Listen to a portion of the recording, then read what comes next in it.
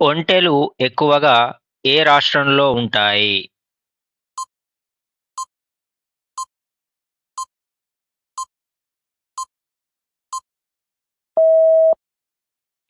రాజస్థాన్. రాజస్థాన్‌లో విస్తారమైన థార్ ఎడారి ఉండడం వల్ల అక్కడ ఒంటెలు ఎక్కువగా కనిపిస్తాయి. ఎడారి ఇసుకలో ప్రయాణించడానికి, రవాణా, సరుకు మోసే పనులు వంటి అనేక అవసరాలకు ఒంటెలను ఉపయోగిస్తారు. రాజస్థాన్‌ను ఒంటెల రాష్ట్రం అంటే స్టేట్ ఆఫ్ క్యామెల్స్ అని కూడా పిలుస్తారు. ఒంటె రాజస్థాన్ రాష్ట్ర జంతువు కూడా. గొర్రెల కాపరులు వలస వెళ్ళేటప్పుడు తమ సామాగ్రిని మోయడానికి దేనిని తీసుకెళ్తారు?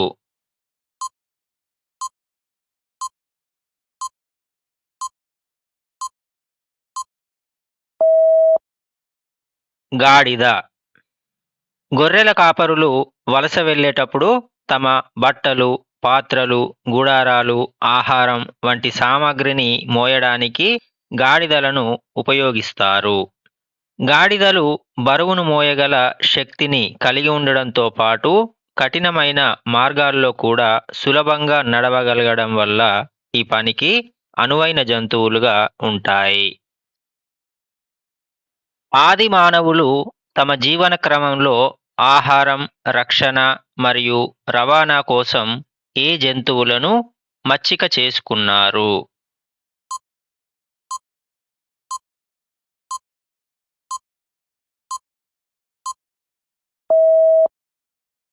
కుక్క, ఎద్దు, గుర్రం వంటి జంతువులను.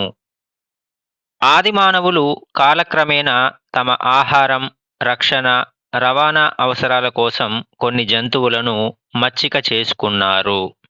కుక్కను రక్షణకు, ఎద్దులను వ్యవసాయ పనులకు, గుర్రాలను రవాణా కోసం ఉపయోగించారు. అయితే పులి, సింహం వంటి క్రూర జంతువులను మాత్రం వారు మచ్చిక చేసుకోలేదు. క్రింది రైతు మిత్రులలో ఏది వ్యవసాయ భూమిలోని వ్యర్థ పదార్థాలను తిని భూమికి బలాన్ని ఇస్తుంది?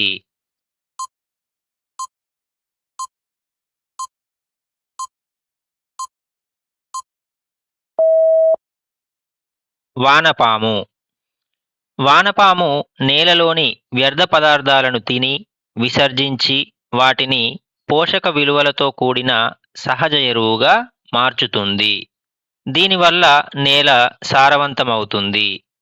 వానపాము నేలలో గుల్లలు చేయడం ద్వారా గాలి, నీరు మొక్కల వేర్లకు సులభంగా చేరుతుంది. పాము రైతులకు ఎలా మేలు చేస్తుంది?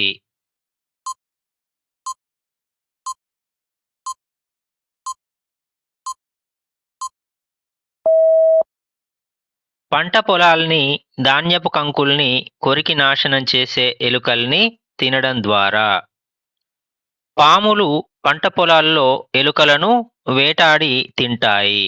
ఎలుకలు ధాన్యపు కంకులను కొరికి పంటలకు నష్టం కలిగిస్తాయి. అయితే పాములు వాటిని నియంత్రించడం ద్వారా రైతులకు సహజ రక్షకులుగా ఉపయోగపడతాయి.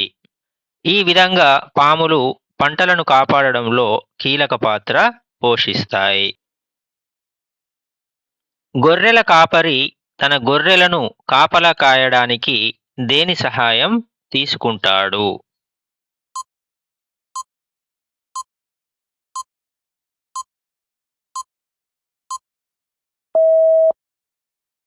కుక్క. గొర్రెల కాపరులకు గొర్రెల్ని కాపలా కాయడంలో కుక్కలు సహాయపడతాయి.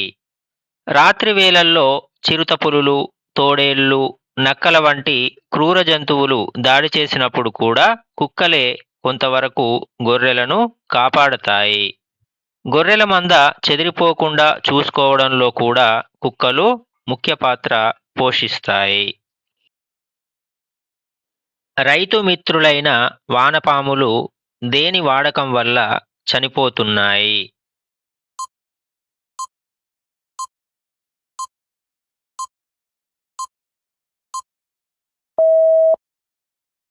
పురుగు మందుల వల్ల. రైతులు అధికంగా పురుగుమందులు వాడడం వల్ల పురుగుమందుల్లో ఉండే రసాయనాలు నేలలోకి చేరి వానపాముల శరీరాన్ని ప్రభావితం చేస్తాయి. వానపాములు నేలలోనే జీవించే కారణంగా ఈ విషతత్వాన్ని ఎక్కువగా గ్రహించి చనిపోతాయి. దీనివల్ల నేల సారం తగ్గిపోతుంది. పుంగనూరు ఆవుల సంఖ్య రోజురోజుకు తగ్గడం అనేది దేనిని సూచిస్తుంది?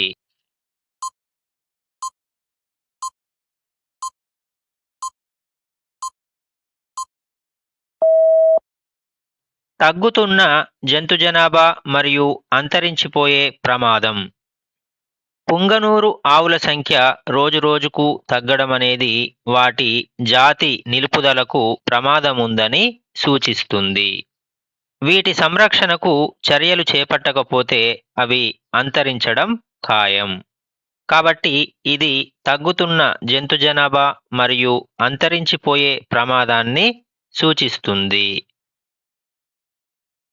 తెలంగాణ రాష్ట్రంలో రాబందు ఆచూకీ తెలిపిన వారికి తెలంగాణ జీవ వైవిధ్య మండలి ప్రకటించిన బహుమతి ఎంత?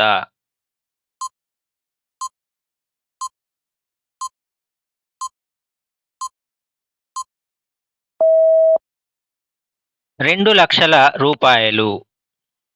రాబందు పక్షి తెలంగాణలో అత్యంత అరుదైన జీవజాతిగా మారింది. ఇది 2 అడుగుల వరకు ఎత్తుంటుంది. అయితే గత కొన్ని సంవత్సరాలుగా తెలంగాణ రాష్ట్రంలో రాబందు పక్షి జాతి కనిపించడం లేదు. తెలంగాణ జీవ వైవిధ్య మండలి దీని ఆచూకీ తెలిపిన వారికి 2,00,000 రూపాయలు బహుమతి అందిస్తామని ప్రకటించింది. క్రింది వాటిలో పాములు వాస్తవంగా వేటిని త్రాగవు?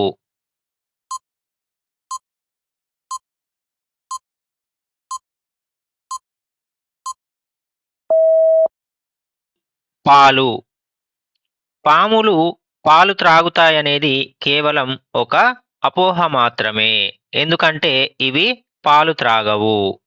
వాస్తవానికి పాములు నీరు త్రాగుతాయి, అలాగే కొన్ని జాతుల గుడ్లను తింటాయి.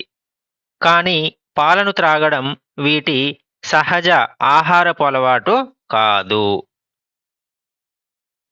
మన జాతీయ జంతువు ఏది?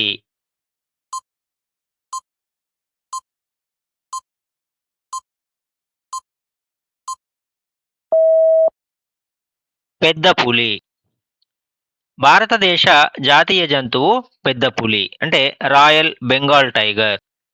ఇది శక్తికి, ధైర్యానికి మరియు భారతీయ జీవ వైవిధ్యానికి ప్రతీకగా పరిగణించబడుతుంది. అయితే ఒకప్పుడు పులులు అడవుల్లో వేల సంఖ్యలో ఉండేవి. కానీ ప్రస్తుతం దేశంలో పులుల సంఖ్య బాగా తగ్గింది. పంజరంలోని చిలుక తన బాధను వ్యక్తం చేస్తూ దేనిని కోరుకుంటుంది?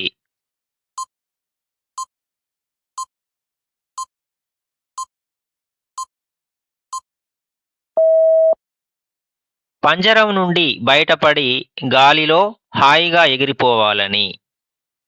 చిలుక వంటి పక్షుల సహజ స్వభావం ఏంటంటే స్వేచ్ఛగా ఆకాశంలో ఎగురుతూ జీవించడం. పంజరంలో బంధించబడితే అవి స్వేచ్ఛను కోల్పోయి బాధను అనుభవిస్తాయి. అందుకే పంజరంలో బంధించిన చిలుక తన బంధనాలు తొలగించి స్వేచ్ఛగా ఎగిరే హక్కును పొందాలని కోరుకుంటుంది. ఎద్దు యొక్క ఏ భాగం నుండి గుండీలు తయారు చేస్తారు?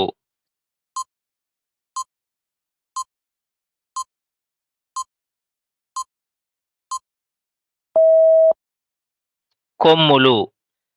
ఎద్దు కొమ్ములు బలమైన మరియు మన్నికైన పదార్థంతో ఉండడం వల్ల వాటిని చిన్న చిన్న అలంకార వస్తువుల తయారీలో ఉపయోగిస్తారు.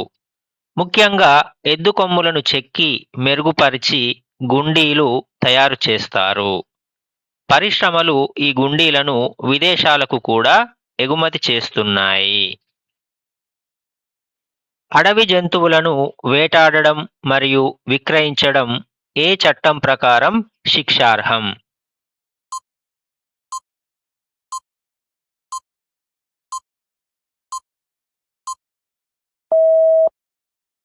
వన్యప్రాణి రక్షణ చట్టం 1971 షెడ్యూల్ 1 ప్రకారం అడవి జంతువులను వేటాడడం మరియు విక్రయించడం వన్యప్రాణి రక్షణ చట్టం 1971లోని షెడ్యూల్ 1 ప్రకారం శిక్షార్హమైన నేరం. ఈ నేరానికి పాల్పడిన వారికి 3 నుండి 7 సంవత్సరాల వరకు జైలు శిక్ష మరియు ₹1,00,000 వరకు జరిమానా విధిస్తారు. జంతువుల సహజ ఆవాసాలను గ్రామాలు మరియు నగరాల అభివృద్ధి పేరిట ధ్వంసం చేయకుండా ఉండడానికి మనం ఏమి చేయాలి?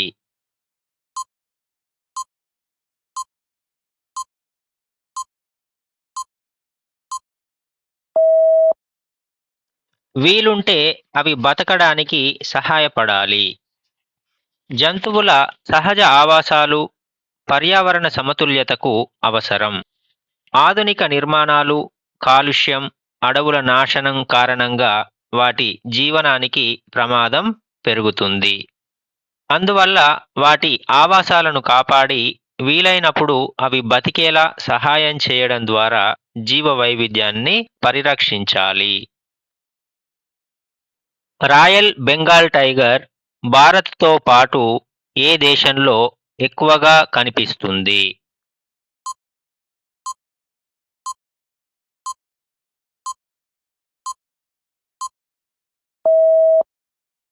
బంగ్లాదేశ్. రాయల్ బెంగాల్ టైగర్ భారతదేశంతో పాటు బంగ్లాదేశ్లోని సుందర్బన్స్ మడ అడవుల్లో ఎక్కువగా కనిపిస్తుంది. ఇది ప్రపంచంలో అత్యంత ప్రసిద్ధి చెందిన పులి జాతి. ఈ పులులు నీటిలో ఈదగలగడం, మడ అడవుల్లో వేటాడగలగడం వంటి ప్రత్యేక లక్షణాలతో ప్రసిద్ధి చెందాయి. పాము నోరు తెరిచి పాలు పోసినట్లయితే అవి పాములోని ఏ భాగాన్ని బాధిస్తుంటాయి?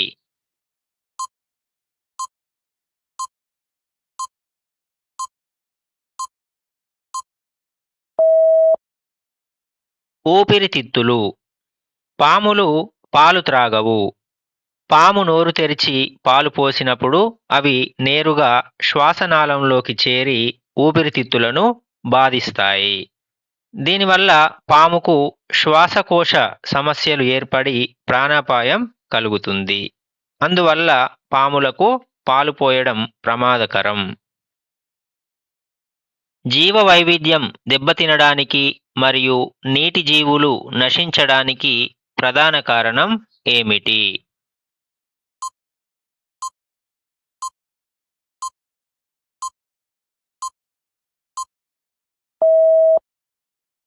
పురుగుమందులు మరియు ఫ్యాక్టరీల రసాయన వ్యర్థాలు నదుల్లో కలవడం వలన.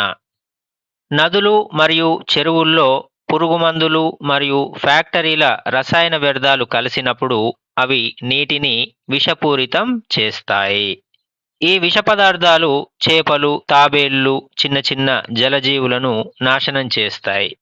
నీటి జీవ వ్యవస్థ దెబ్బతిని జీవ వైవిధ్యం తగ్గిపోతుంది. కాబట్టి రసాయన వ్యర్థాల నియంత్రణ అనేది అత్యంత అవసరం. సర్కస్లోని కోతిని దాని యజమాని దేనితో నియంత్రిస్తాడు?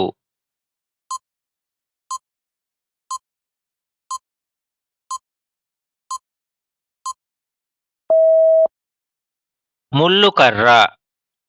సర్కస్లో కోతులను యజమానులు ముల్లుకర్రతో భయపెట్టి నియంత్రిస్తారు. ఇది జంతువులపై హింసాత్మక పద్ధతి. కోతులు సహజంగా స్వేచ్ఛగా జీవించాలి, కానీ సర్కస్లో బలవంతపు విన్యాసాలు చేయించడం వాటి హక్కులను హరిస్తుంది. జీవ వైవిధ్య పరిరక్షణకు క్రింది వాటిలో సరైన మార్గం ఏది?